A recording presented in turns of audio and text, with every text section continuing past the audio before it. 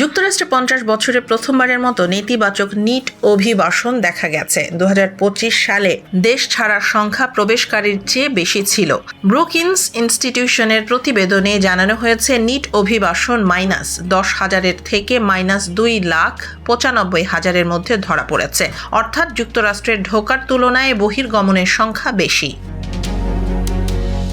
গবেষকরা বলছেন মূল কারণ হলো নতুন অভিবাসীর প্রবেশ উল্লেখযোগ্যভাবে কমে যাওয়া। একই সঙ্গে আইন প্রয়োগ জোরদার হওয়ায় বহিষ্কার এবং স্বেচ্ছায় দেশ ছাড়ার সংখ্যাও বেড়েছে। ট্রাম্প প্রশাসনের সময় অনেক মানবিক কর্মসূচি স্থগিত থাকায় শরণার্থী ও ভিসার সীমা কমানো হয়েছিল, যা এই ঋণাত্মক প্রবণতায় প্রভাব ফেলেছে।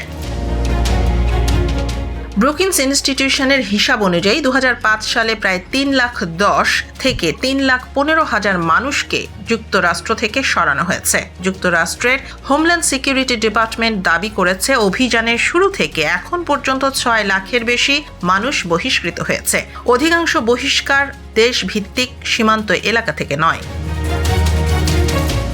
গবেষকরা সতর্ক করে বলছেন, কম অভিবাসনের ফলে কিছু অর্থনৈতিক খাতে দুর্বলতা দেখা দিতে পারে, বিশেষ করে শ্রমিক নির্ভর ব্যবসা, কর্মসংস্থান, জিডিপি এবং ভোক্তা ব্যয় প্রভাবিত হতে পারে। 2025 ও 2026 সালে ভোক্তা ব্যয় প্রায় $60 থেকে $110 বিলিয়ন কমার আশঙ্কা রয়েছে।